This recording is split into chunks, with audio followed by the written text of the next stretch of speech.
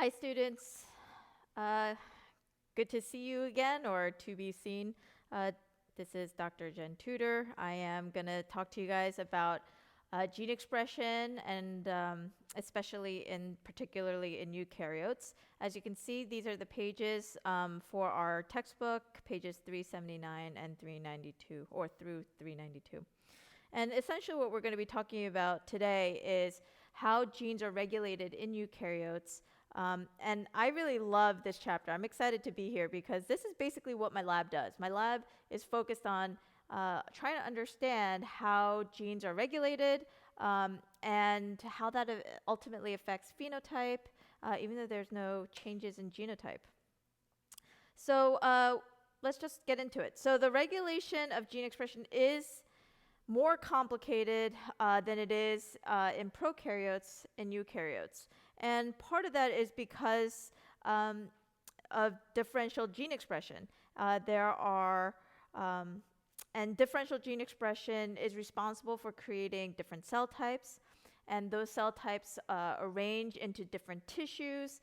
And then all of that has to be somehow coordinated. So the activity of genes has to be coordinated across all sorts of different cells because of the multicellular nature of many eukaryotes, and having that is very complex. Now, that's not to say that prokaryotes don't have differential gene expression. Prokaryotes also have differential gene expression, and there are some ways where prokaryotes could even coordinate and behave like a multicellular organism. That's for another day.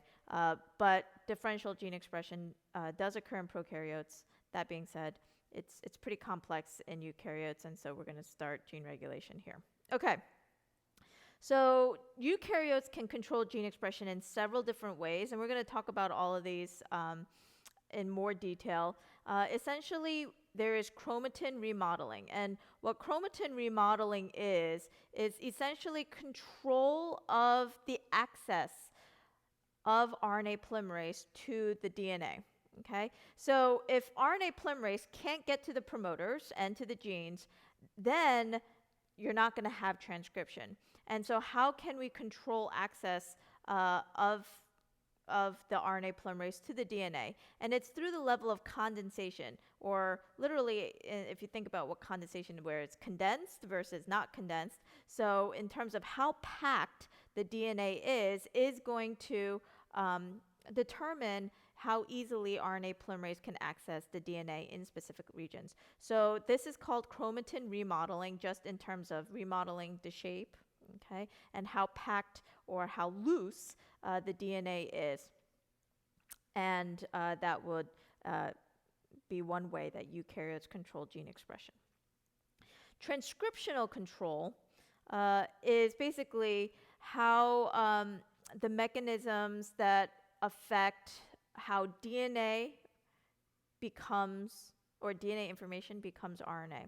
And so any mechanism that will control the rate at which the DNA transcribes is transcribed into RNA would be on the level of transcriptional control. Translational control, even though the name is saying translational control, it's actually talking about mechanisms of gene regulation, anything to do at the RNA level, okay?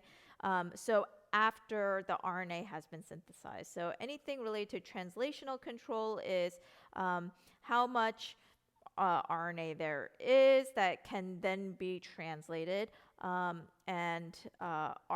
anything after the level of RNA synthesis. The last level is post-translational control.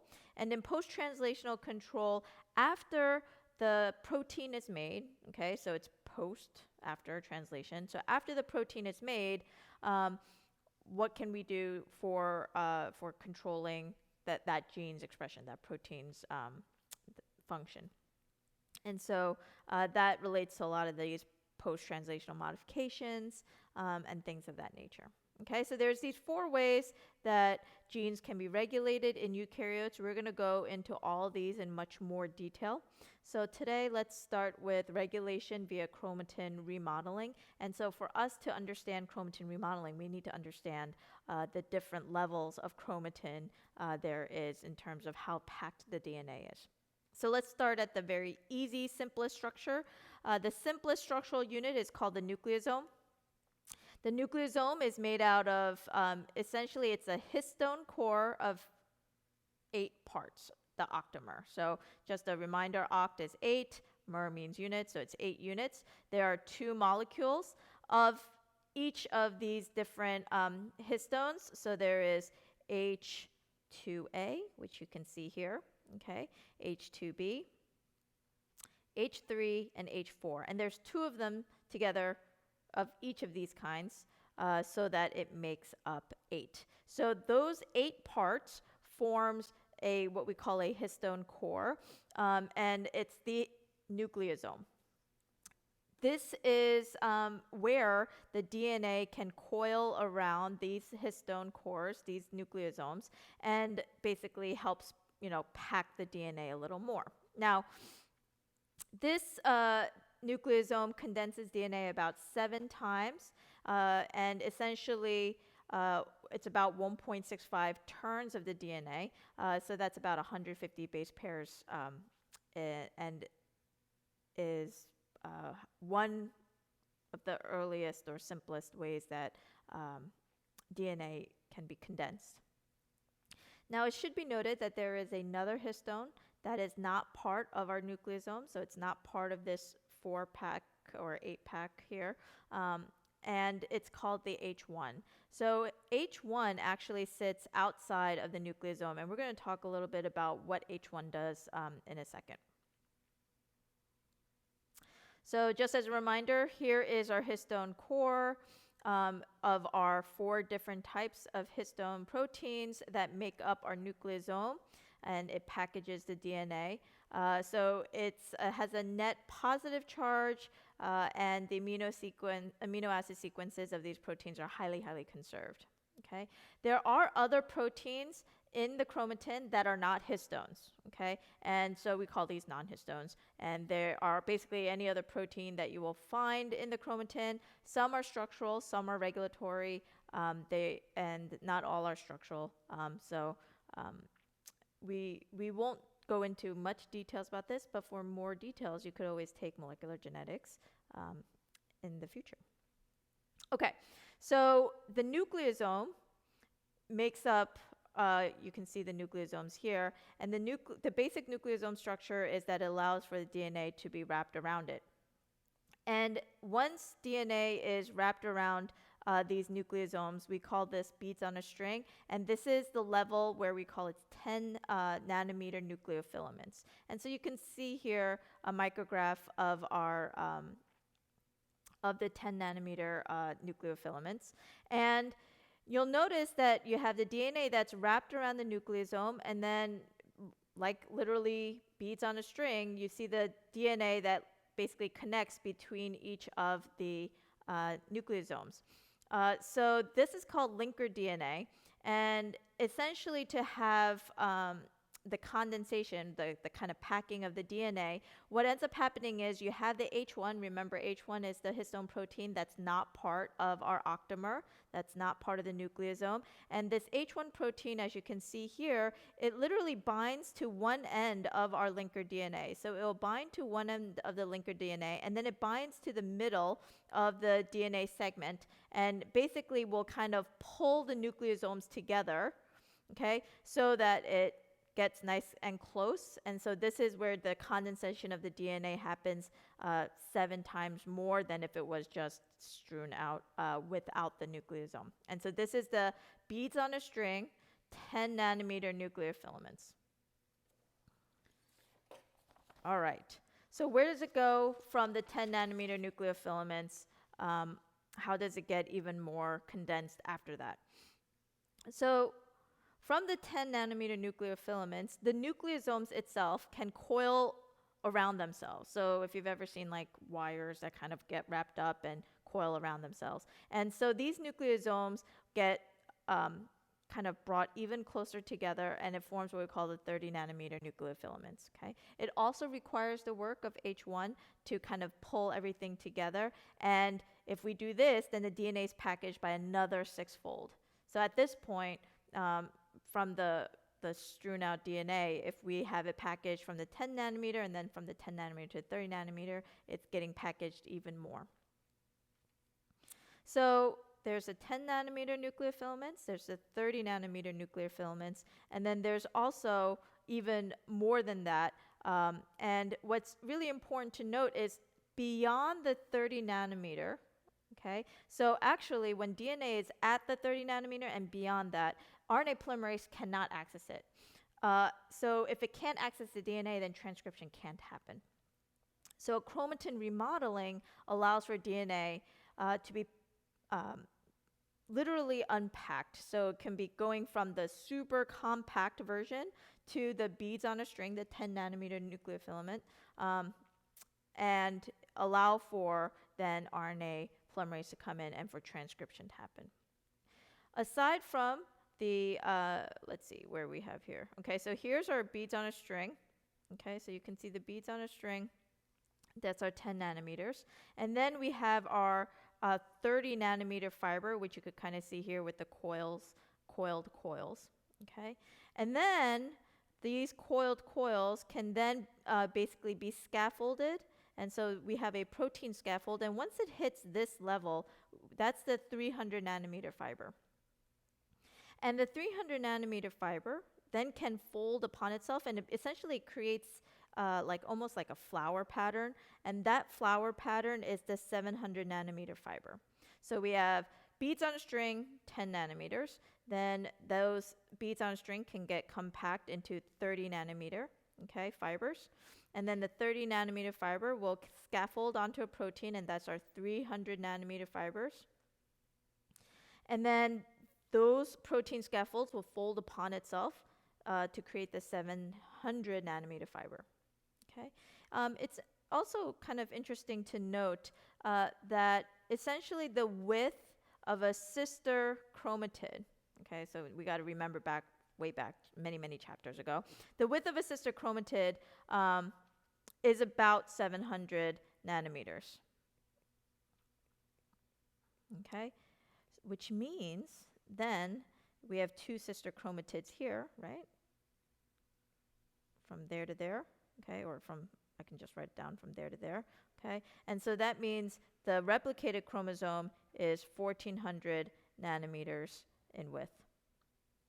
Okay, so just as in terms of context, we're talking how compact versus how strewn out things are. All right, so RNA polymerase cannot access DNA when it's at 30 nanometers or more. So anything basically outside beads on a string down, basically you don't, the DNA is not accessible, okay? I'm just going to put an X like that. All right, so if it's not accessible, that means then you can get transcription when it's at the 10 nanometer level, but you can't get it when it's more compact than that. So basically the evidence regarding chromatin structure and remodeling, it was discovered by Weintraub and Grudin. And essentially what they did is they used DNase. So if we were to think about what DNase is, and this, you can think back to some of the early experiments we talked about. So remember, DNase is the enzyme ACE. It's an endonuclease, and it basically, it can cut the DNA. But it can cut decondensed DNA. It cannot cut condensed DNA. And these guys, when they were doing these experiments, they found that the DNase is going to cut genes that are actively being transcribed. Okay, why? Because you have basically the DNase can't actually cut in here, but the DNase can actually cut, here and do all the cutting it needs, and therefore you would get degraded DNA when it's cut by DNase. Condensed chromatin DNase can't cut it, and so they discovered that chromatin can be remodeled. And there's like a cool story about how they were working with two genes that is related to chicken blood cells, or they were looking at two genes in chicken blood cells, and that's how they kind of came up about it. But you don't need to know the details of that, so we're kind of going to move beyond that. Okay, so there's chromatin remodeling, and there are certain things that would actually allow and cause chromatin remodeling. So, and these are modifications that are reversible. And so one of the modifications that we know of is DNA methylation.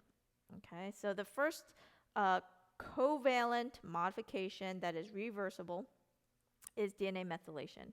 And what DNA methylation does is it actually causes the chromatin to condense. And remember, if the chromatin's condensed, that means that transcription can't happen. So what is actually happening? So the enzyme DNA methyltransferases, again, here is your ACE, so there's your enzyme. And it does exactly what it says. It is transferring and adding a methyl group, right? So that's here. And it's adding it specifically to cytosines in DNA. And the particular location is called CPGs. And so, I mean, there's like a little phosphate in between the C and the Gs, as you guys should know, in terms of DNA sequence. Right? And so the CPGs literally means the Gs that come after the Cs, and if read in the 5' to 3'. So, and what DNA methyltransferases do is they add the methyl group onto the cytosines, and by actively adding or having that methyl group onto the cytosines, it basically changes the expression so that it can silence the gene transcription. Okay, because it's causing chromatin remodeling. Typically, so then the reverse is true. Typically, if there is an actively transcribed gene, they would have low levels of the methylated CPGs and near their promoters, okay, and particularly near their promoters. Just as a reminder, like I said, this is CPGs are the Gs that come after Cs when read in the 5' to 3'. So this is also a CPG here, right? Because we're reading this direction, 5' to 3', and then that's why the methyl group is on here, okay? So the first reversible covalent modification of DNA that causes chromatin remodeling is DNA methylation, okay? And methylation will make it package more. Package more means less transcription. The second modification is histone acetylation. Okay, and the way histone acetylation works is basically it's the addition of acetyl groups, okay, on the actual histone. So that's what we're seeing here with the acetyl group kind of plugged onto the histone.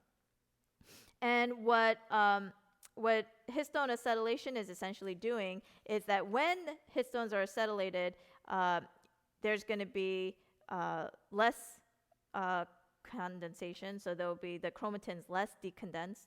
Actually, no, chromatin is more decondensed, right? So there will be more openings, and so therefore that would then allow for transcription.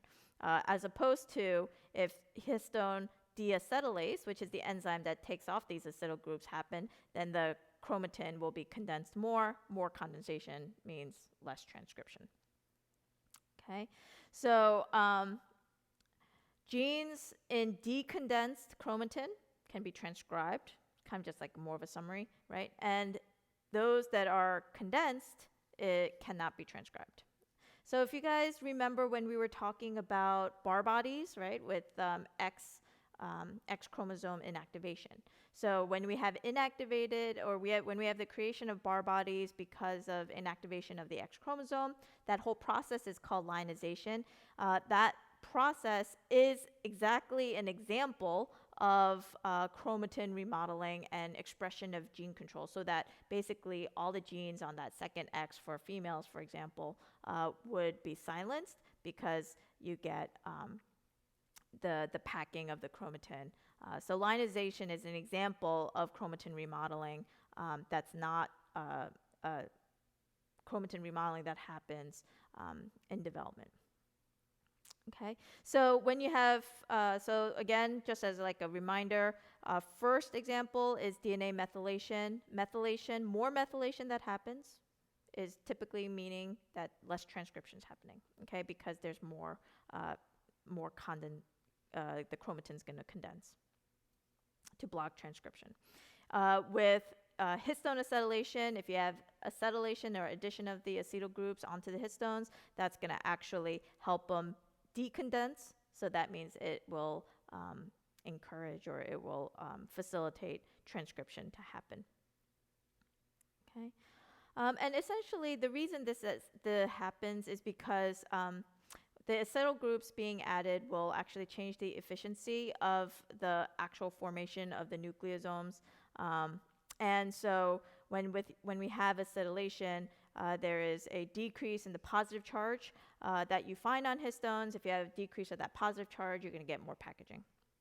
It's going to change the packaging so that it could allow for transcription to happen. So what do we see here? In this picture up top, in this micrograph up top, basically what we're seeing is deacetylated histones. And so if you think about it, what I just said, deacetylated histones, so that means there will be more condensed chromatin, and this is actually what we're seeing is at the 30 nanometer filament.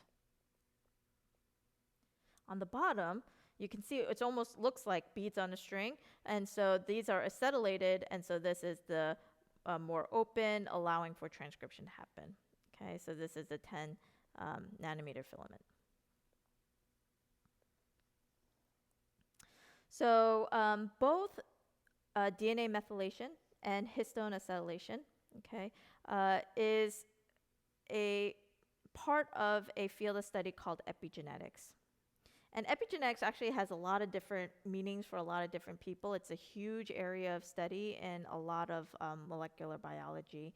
And so the patterns of the chromatin, so the chromatin remodeling patterns can be inherited, and it can be passed down from one cell to the next generation of cell, to the progeny cells. And so because it can be passed down, and because methylation, DNA methylation patterns and histone acetylation patterns can be passed down when the cell is dividing, the daughter cells can inherit these patterns of gene expression, and then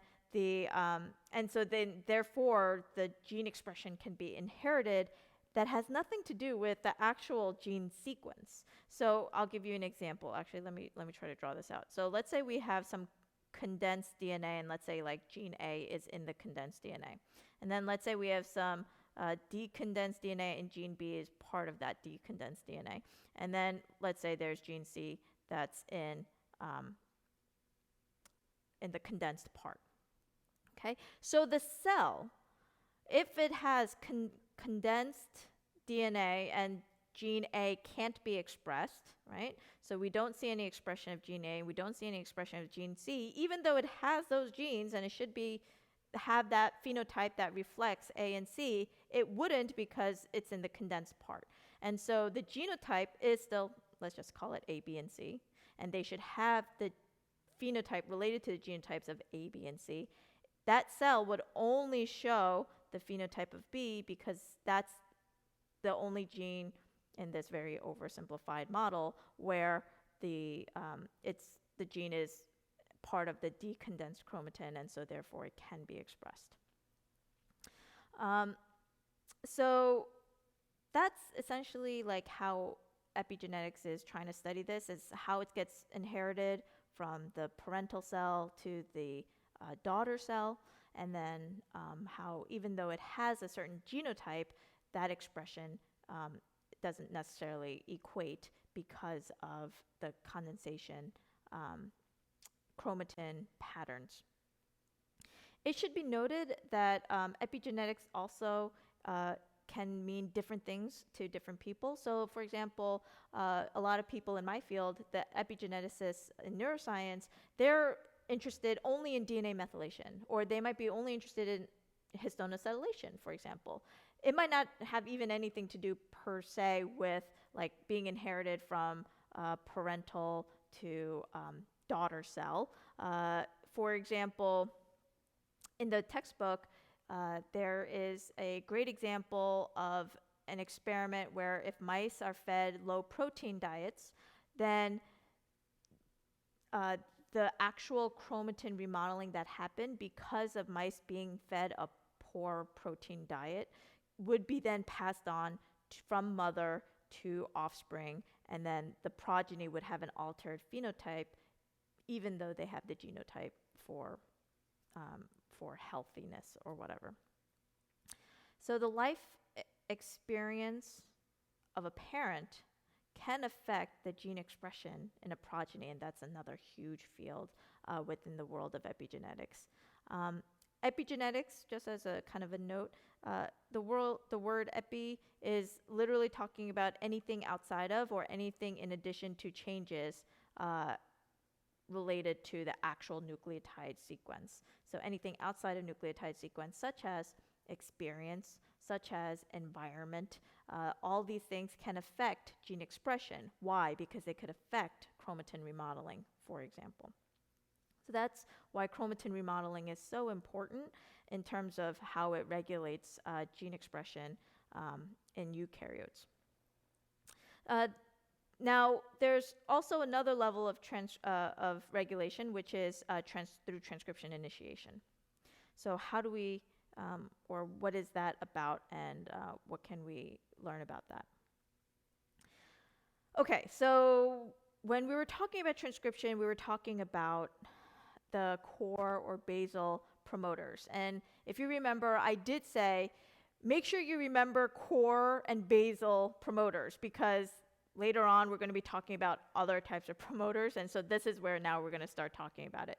So if you remember, the core basal promoters in eukaryotes, very often is the TATA box or the TATA box.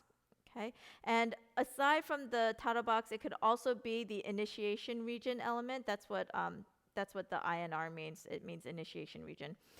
So these are some examples of the core promoter, which you see here. Now, the core promoter, again, this is part of the DNA, is a binding site for general transcription factors, also known as basal transcription factors. And so one example of that is the TATA binding protein, because there is a protein that is a basal transcription factor, which would then bind into the core promoter. Okay? These transcription factors are not regulated, but there are others, okay, that are regulated.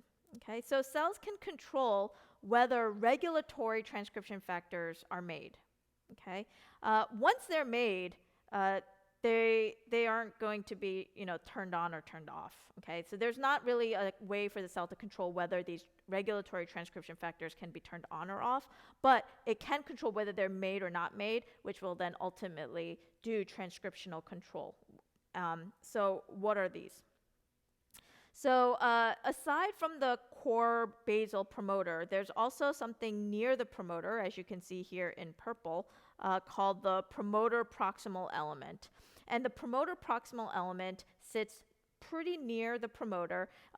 It's a regulatory sequence within the DNA, okay? And it's typically within about 250 base pairs upstream of +1, okay? So again, +1 is going to be somewhere right around here near our transcription start site.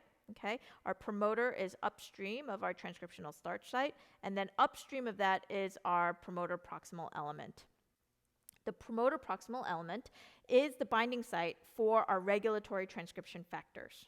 Okay, there are many promoter proximal elements. Okay, there's many types, there's many sequences of it, and there are many different regulatory transcription factors that can bind to the promoter proximal elements. Okay, but what's kind of nice is that there can be one transcription factor or one type of a regulatory transcription factor protein that can bind to many different, or the promoter proximal elements for many different genes. So why would the cell want to do that? Well, if you have one transcription factor, that one transcription factor can then, regulatory transcription factor, can bind to these promoter proximal elements for a couple of different genes that might be related to each other. And then so if these genes are all related to one function, then you could essentially coordinate turning on or the transcribing genes related to that function all at the same time. So it's essentially more efficient for a cell to be able to do that. It also helps with the coordination of that activity, and ultimately it's helpful for the cell. Okay, so I don't think I actually mentioned before. So the promoter proximal elements, again, this sequence within the DNA, there are, like I said, it's different for different promoters. There are some common types. So there's the CAAT box. That's one example of a promoter proximal element. There's also something called a GC element. So this sequence is not necessarily consistent. There are several different types for different particular promoters. Okay, you can have one type of a regulatory transcription factor protein. So this is a protein that will bind to the promoter proximal element for a few different genes so that it could help coordinate the expression of those genes. Okay, something that gets confused is students have a hard time distinguishing between what is the protein and what is the DNA or part of the DNA. So remember that the promoter, whether it's the core basal promoter here in blue or the promoter proximal element, those are parts of DNA. That's the DNA sequence. The regulatory transcription factors that bind to the promoter proximal element, or the basal transcription factors that bind to our core promoter or the basal promoter, those are proteins. And the reason I'm kind of trying to emphasize this is because there are other things that we have to learn as well. So aside from the promoter proximal element, there are other things, other regulatory sequences that sit far away from the promoter, okay? And it could be either downstream, okay, downstream in the direction of RNA polymerase, so in the direction of the movement of RNA polymerase. So it could either be downstream or upstream of our promoters and the promoter proximal elements. And it can be super far away, such as like 100,000 base pairs away from the core promoter. And they tend to be orientation independent. And the job of these regulatory sequences that sit super far away is also to bind regulatory transcription factors. So you're going to get transcription factors binding onto these things, and it's like, well, how does that happen when it's so far away? What does that mean? Okay, so there's actually two types of regulatory transcription factors that we are going to ask you guys to know. They are activators and they're repressors. Okay, and so these are the regulatory transcription factors. These are proteins. Okay, so I'm just going to kind of write here that these are the proteins, transcription factors. Okay. These regulatory transcription factors that can sit far away from the promoter, these regulatory transcription factors can bind onto the regulatory sequences that are far from the promoters. And those sequences are called enhancers or silencers. Okay, so these are the DNA sequences. Okay, and they are the regulatory sequences, and the reason they're regulatory sequences is because they are the binding sites for the regulatory transcription factors called activators or repressors. The activators will bind to the enhancers. The repressors will bind onto silencers. And it should be noted that don't mix up the DNA sequence ones with the transcription factor ones. Okay, so which ones are the proteins, which ones are the DNA? So again, just as a reminder, okay, basal or core promoter, promoter proximal elements, okay, enhancers and silencers, that's all part of DNA sequence. Meanwhile, the basal transcription factors, okay, or the regulatory transcription factors, such as activators and repressors, those are proteins that will actually bind to the DNA. Okay. So activators and repressors, this is just saying what I just said. They are regulatory transcription factors. They're analogous, very similar to the transcription factors that will bind to promoter proximal elements. All of these are regulatory transcription factors. Okay. Different cell types they express different genes, and because each cell type expresses different genes, they will contain different transcription factor proteins. genes encoding transcription factors are expressed in response to signals from other cells. So if a cell, it has a signal to, let's say, become a muscle cell, it produces transcription factors that are specific to muscle cells, okay? And these turn on production of muscle-specific proteins to activate the transcription of these genes, okay? So all of this, and the reason that there's all these transcription factors in eukaryotes that makes it super complicated or more complicated is because it's trying to integrate all these multiple signals, and you can turn these regulatory transcription factors on and off so that it could actually control gene expression. So how do different transcription factors actually recognize where they're supposed to go, whether it's the enhancer or the silencer, and how do these activators and repressors actually know where to go? So the way that this happens is there are sequence-specific DNA binding proteins. So sequence-specific DNA binding proteins. And their job is to contact the edges of the base pairs of the DNA. And the edges of the DNA, if you guys remember the structure of DNA, there were major grooves and minor grooves. And a lot of this is happening through the major grooves because they are nice and wide and they are shallow. And so the edges of the AT base pairs are actually structurally a little different from the edges of the GC base pairs. And because the edges of these base pairs are different, and there's literally different shapes, these sequence-specific DNA binding proteins are able to basically fit appropriately within the major groove for the most part, although it can happen in the minor groove, so that the actual transcription factor hits in the right part and the proper place of the DNA sequence. So what are the steps in terms of the model of control of transcription initiation as it relates to protein coding genes in eukaryotes? Okay. So step one, all right? So we have these things called activators, okay? And the activators will bind to it will bind to the DNA, okay? And specifically, if you remember, the activator is going to bind to the enhancer of the DNA. And the activators binding to the DNA is going to recruit chromatin remodeling complexes. And it will also recruit histone acetyltransferases. Remember, histone acetyltransferases are the enzyme that actually attaches the acetyl groups onto the histone.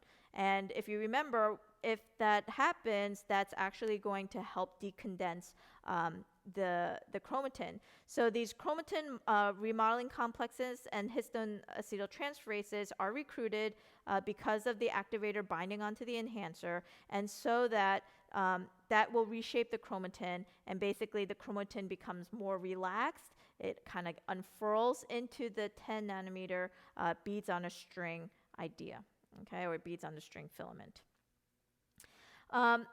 Once this happens, then the chromatin remodeling will open up the chromatin. It exposes the core promoter, so we need to have the core promoter opened up and exposed, along with other regulatory sequences such as the promoter proximal element, and the enhancer will also be opened up as well if it's relaxed even more. And so once we get the opening up of the chromatin, then that allows for transcription factors now to come in. So there are other activators, okay, that will bind to these enhancers. So here's an enhancer here, here's an enhancer here, and the activator, the protein, the transcription factor is going to bind onto these enhancers.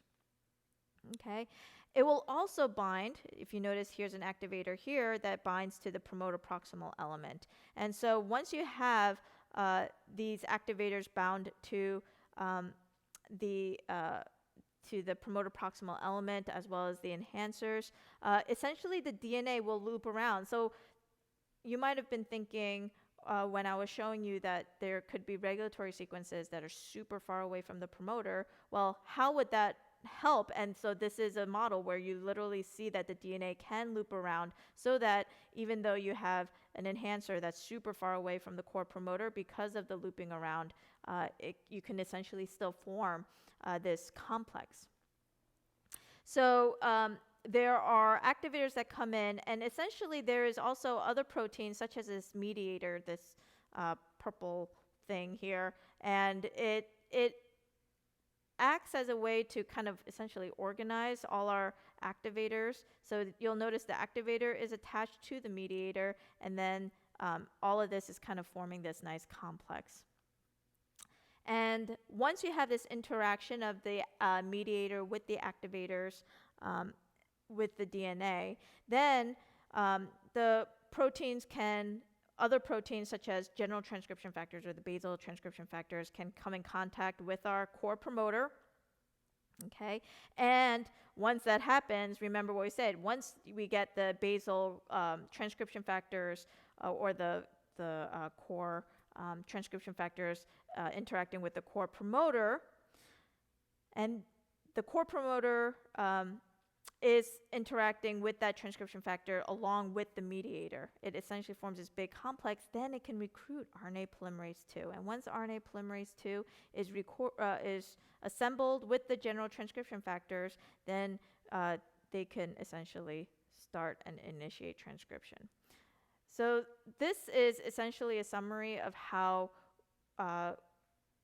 we can do transcriptional control. We could control gene expression just by the recruitment of the different activators, different transcription factors, and how all of that will then affect chromatin remodeling. And obviously chromatin remodeling and how packaged the DNA is going to determine gene expression in eukaryotes. So that is kind of a summary of that, and we will be going over this some more in our polling questions and in class. All right, stay safe. See you soon.